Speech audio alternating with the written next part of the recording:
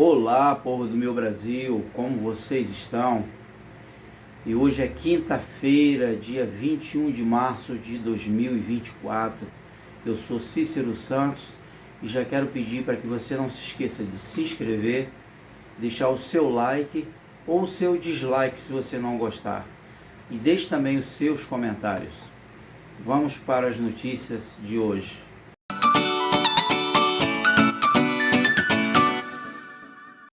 Pessoal, hoje nós vamos falar sobre alguns assuntos mais relacionados ao Rio de Janeiro. Vamos falar de alguns acontecimentos, de algumas reportagens um pouco antigas, mas os fatos são recentes, porque nada mudou. Continua tudo a mesma coisa como na época das reportagens. O Rio de Janeiro, cidade maravilhosa, que tanto as pessoas falam, será que é? Maravilhosa só se for para os bandidos, os assaltantes, os assassinos, não é? Porque as pessoas de bem mesmo, hoje saem de casa hoje na incerteza. A única certeza que tem de que vai ser roubado ou que pode ser assassinado.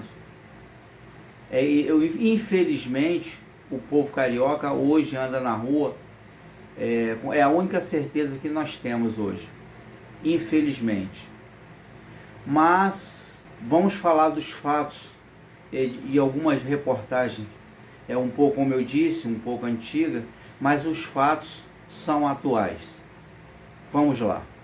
Vocês lembram no ano de 2013, quando havia aquela obra no Rio de Janeiro que derrubaram o viaduto da Perimetral para a revitalização do Porto Maravilhas, né? Era uma preparação para as Olimpíadas.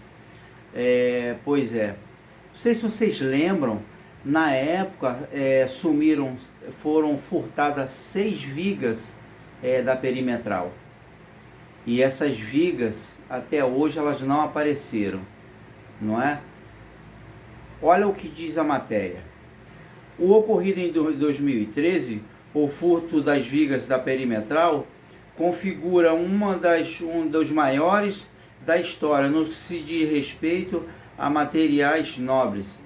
As vigas eram compostas por mistura de aço, nióbio e cromo, chamada de Corten. Das 6 vigas, 5 tinham 40 metros de comprimentos, por 6 metros de largura. Apenas umas ela tinha 25 metros. E essas vigas, elas pesavam cada uma 20 toneladas.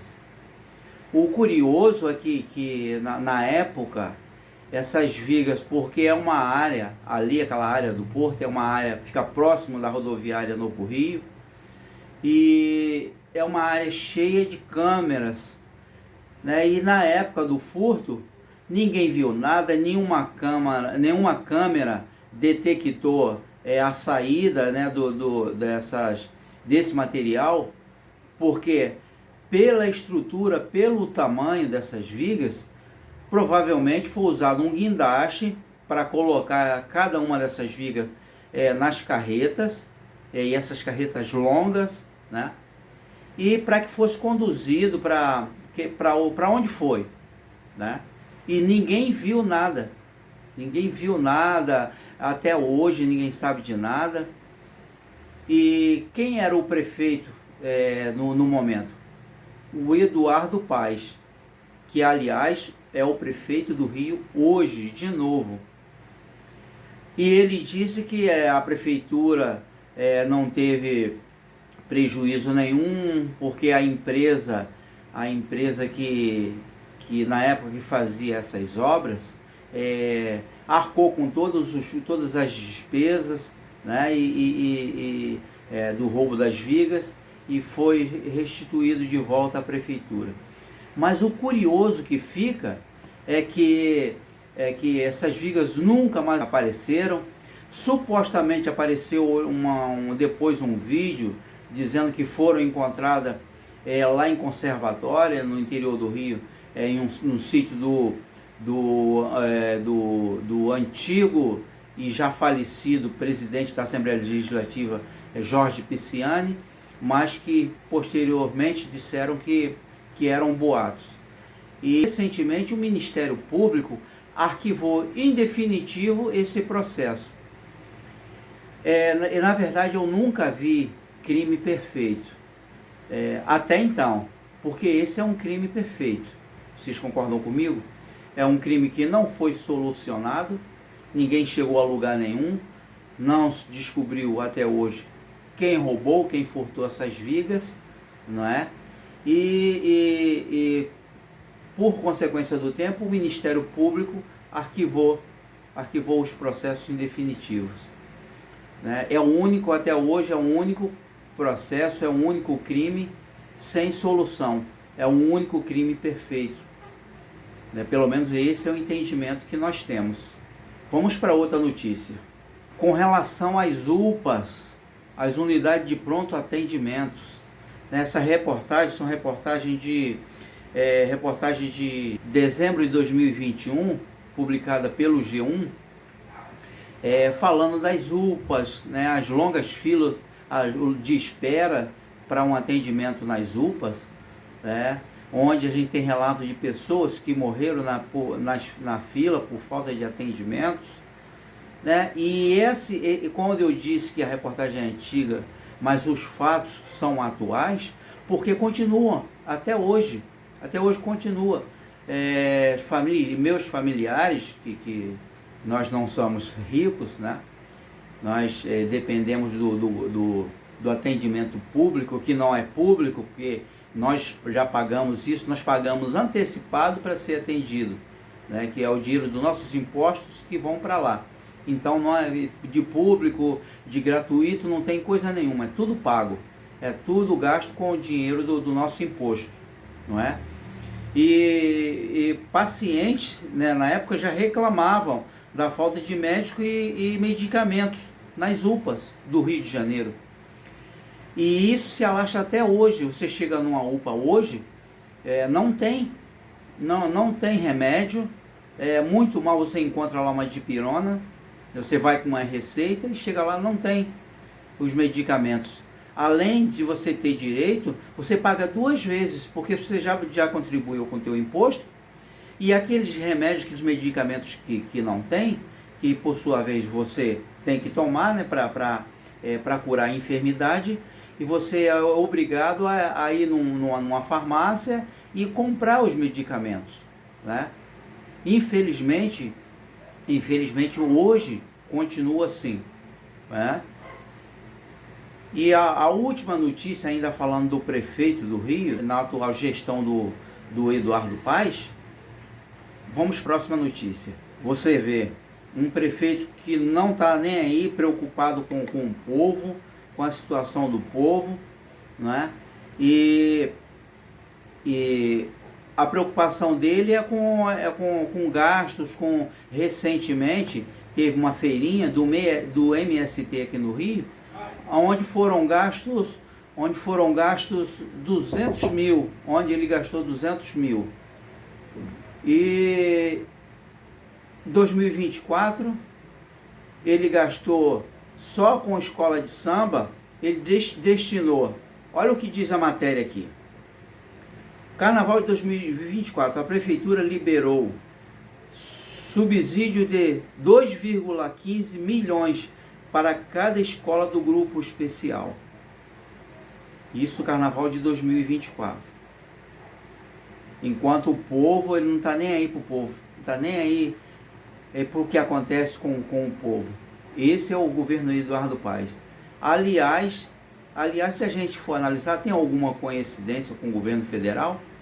Aliás, ele é amiguinho, é colado, é amiguinho do Lula e amiguinho do Sérgio Cabral. Né? Na gestão passada, eram os três, um era governador, o Lula era presidente do Brasil, o Sérgio Cabral, governador do Rio de Janeiro, e o Eduardo Paes, do Rio de Janeiro. Será que é mais uma coincidência? Não é?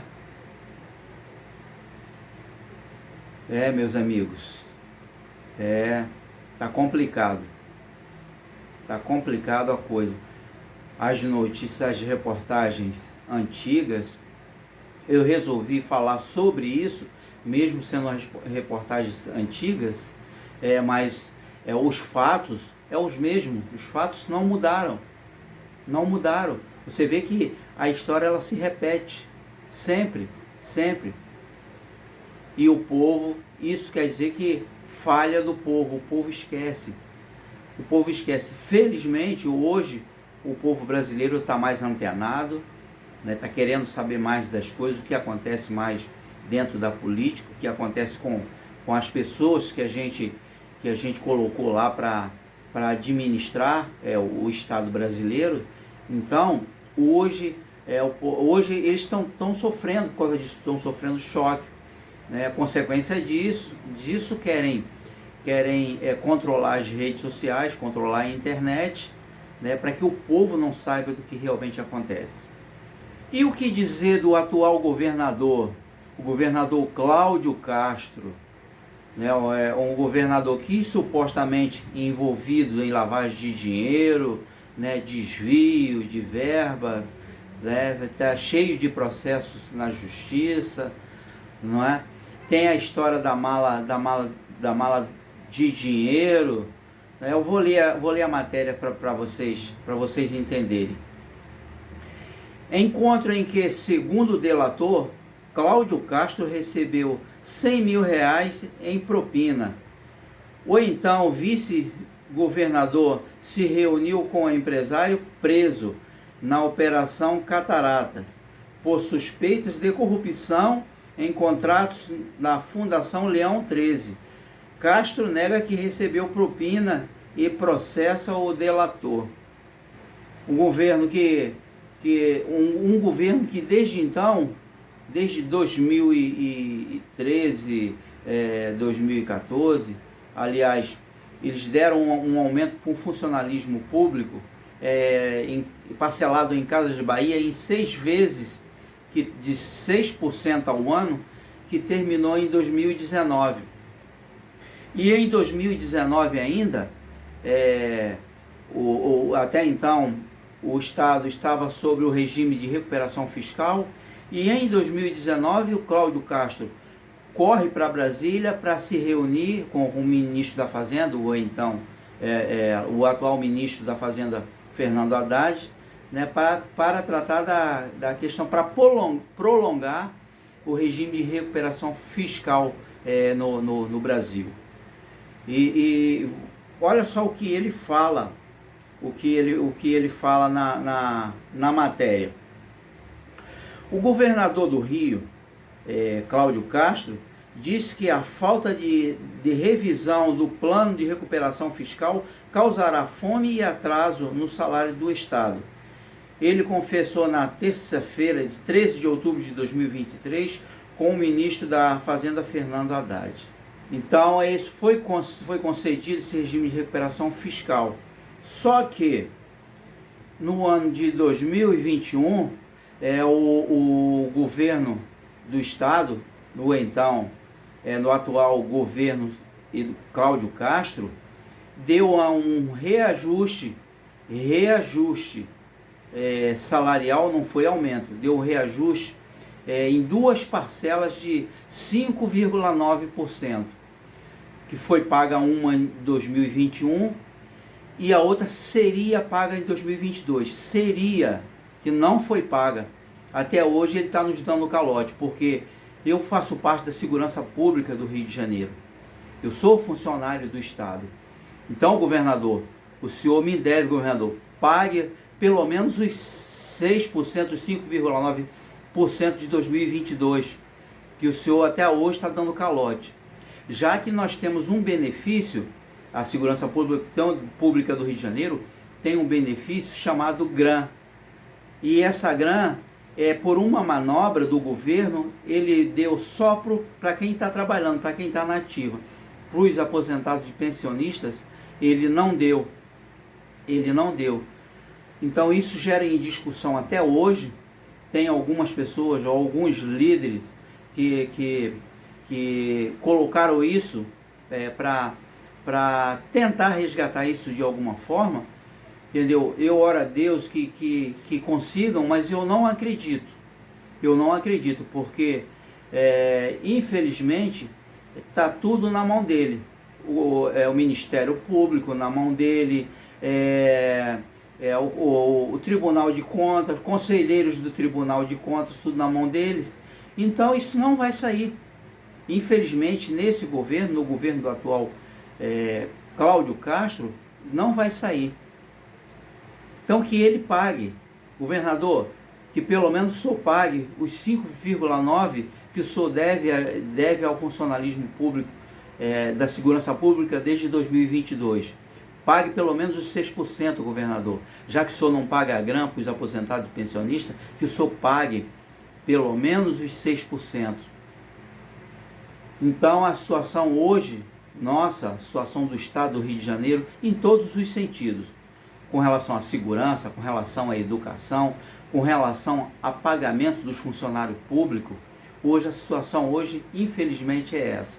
Mais uma vez a gente cai naquela pergunta, será que isso tem alguma semelhança com o governo federal? Que o governo federal principalmente não gosta, principalmente dos militares, da segurança pública, eles não gostam, né? O governo federal agora recentemente cancelou uma comemoração que teria em Brasília com o Ministério da Defesa, e ele cancelou porque ele não gosta. É tudo contra a segurança pública, aquela que vai trazer um pouco de paz, do ir e vir da população, e tudo a favor do comunismo, que é defender grupo terrorista Hamas, né, receber elogios, como ele recebeu elogio do grupo terrorista Hamas, né? Então é tudo isso. Infelizmente o nosso país hoje, infelizmente nós não vivemos mais uma democracia. Democracia hoje está guardada na gaveta. O que nós vivemos hoje, infelizmente, é uma ditadura. Começou com uma ditadura judicial, do judiciário brasileiro, principalmente do STF, encabeçado pelo ministro Alexandre de Moraes, mas que essa é a situação que nós vivemos hoje no nosso país, infelizmente. Por hoje é só, pessoal. Ficamos por aqui e até o próximo vídeo.